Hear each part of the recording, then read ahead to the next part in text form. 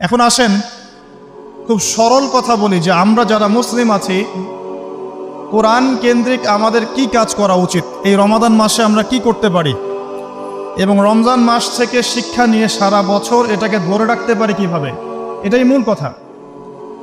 অনেক বেশি কথার প্রয়োজন নাই, মূল কথা কিন্তু অল্প। রমাদান মাসে আমাদের প্রথম দায়িত্ব হচ্ছে আল কোরআন পড়তে শেখা। আমরা কারা কারা কোরআন পড়তে জানি হাত উঁচু করে একটু। মাশাআল্লাহ, বেশিরভাগ মানুষই কোরআন পড়তে জানেন, আলহামদুলিল্লাহ। জাযাকুমুল্লাহ খায়রান, আল্লাহ পাক আপনাদেরকে বারাকাত দান করুন, দোয়া করি।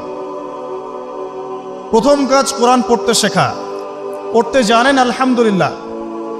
তবে আমি কিছু কথা বলি যেগুলো শুনলে হয়তো আপনার কাছে মনে হবে যে আরো ভালো করে পড়া শেখা উচিত। পড়তে শেখা খুব গুরুত্বপূর্ণ একটা কাজ, কিন্তু যেমন তেমন করে পড়তে শিখলে হবে না, মদ মাখরাজ তাজবিদের সাথে পড়তে হবে।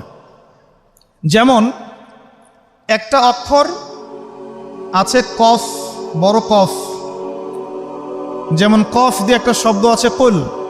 আপনারা সূরায় পড়ছেন নামাজে কুল হুয়াল্লাহু আহাদ, তাই পড়ছেন না? তো এই কুল শব্দের অর্থ হচ্ছে বলুন।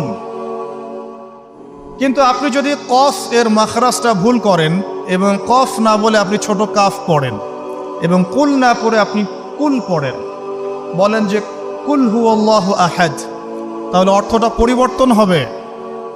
অর্থ দাঁড়াবে খাও আল্লাহ এক এবং অদ্বিতীয়। আমি কি বুঝাতে পারছি? শুধুমাত্র কফ এর উচ্চারণ সঠিকভাবে না করার কারণে আপনার অর্থ পরিবর্তন হয়ে গেছে, বলো এর জায়গায় খাও অর্থ চলে এসেছে।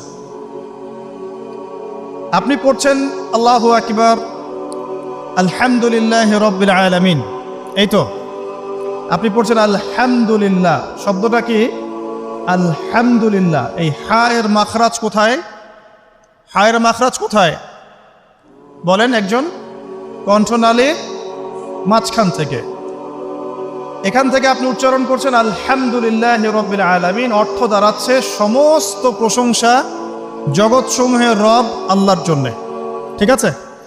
কিন্তু আপনি এই হায়ে হত্তির জায়গায় যদি হায়ে হাওয়াস পড়েন, যার মাখরাজ অন্য জায়গা থেকে, আপনি পড়ছেন ফর এক্সাম্পল আলহামদুলিল্লাহি রাব্বিল আলামিন, যেমনটা অনেকেই পড়ে থাকে। কেমন আছেন? আলহামদুলিল্লাহ ভালো আছে, তাই না? কেমন আছেন? আলহামদুলিল্লাহ ভালো আছে। তো আলহামদুলিল্লাহ না বলে সে বলেছে আলহামদুলিল্লাহ। ওই যে হায়ের উচ্চারণ পরিবর্তন হয়ে গেছে, এই কারণে অর্থ পরিবর্তন হয়ে দাঁড়াবে যে সমস্ত নিন্দা আল্লাহর জন্যে, যিনি জগৎসমূহের রব। আমার কথা কি বুঝতে পারছেন? শুধু হা এর মাখরাজ ভুল হওয়ার কারণে এই সমস্যা হলো। তাই যারা পড়তে শিখেছি আরো ভালো করে পড়তে শিখি, মদের সাথে, মাখরাজের সাথে, তাজবিদের সাথে সমস্ত নিয়মকানুনগুলো আবার চর্চা করি, যাতে আপনার তিলাওয়াতটা 100% বিশুদ্ধ হয়। আল্লাহ পাক তৌফিক দান করুন। ফর এক্সাম্পল আরেকটা উদাহরণ দিচ্ছি, আলিফ লাম মিম, সূরা বাকারার প্রথমে আছে না আলিফ লাম মিম?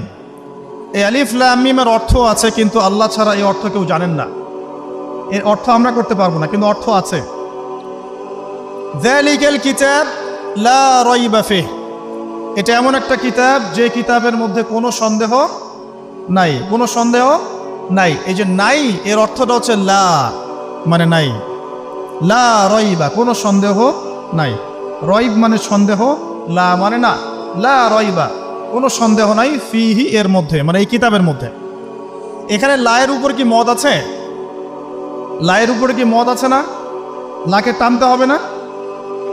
কি বলেন? লাকে টানতে হবে না? লাকে টানতে হবে।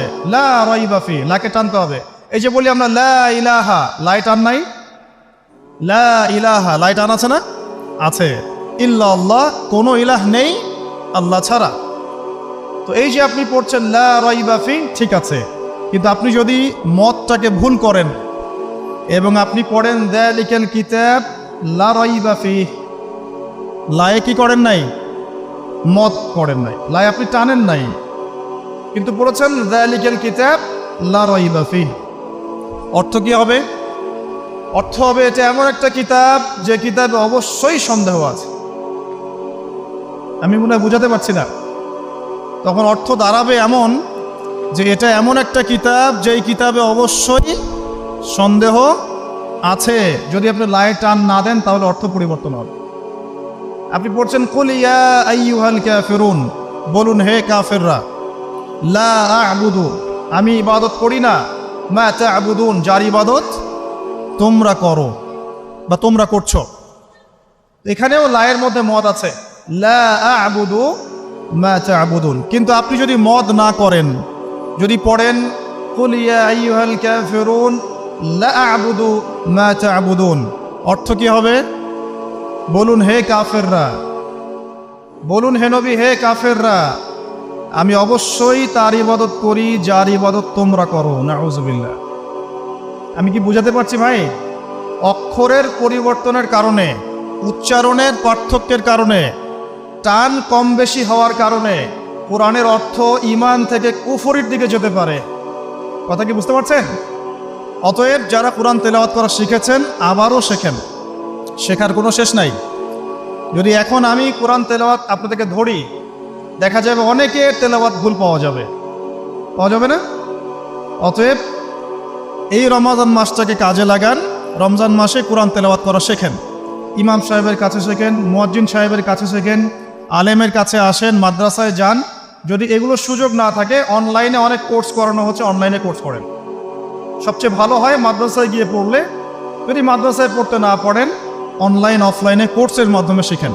আপনাকে শিখতে হবে, যে কোনো নিয়মে হোক শিখতে হবে। নুরানি পদ্ধতি বলেন, বৈজ্ঞানিক পদ্ধতি বলেন, যে নিয়মেই বলেন, আপনাকে বিশুদ্ধ করে শিখতে হবে। এবার শিখে ফেললে আপনি কি পাবেন? খুব সংক্ষেপে বলছি। শিখে ফেললে আপনি কোরআন তেলাওয়াত করবেন নিয়মিত। আমি পরামর্শ দেই, প্রত্যেক দিন এক পারা করে পড়েন। প্রত্যেক দিন এক পারা, তাহলে 30 দিন 30 পারা পড়া হবে। প্রত্যেক মাসে একটা করে খতম দিতে পারবেন, আপনি বছরে 12টা খতম দিতে পারবেন।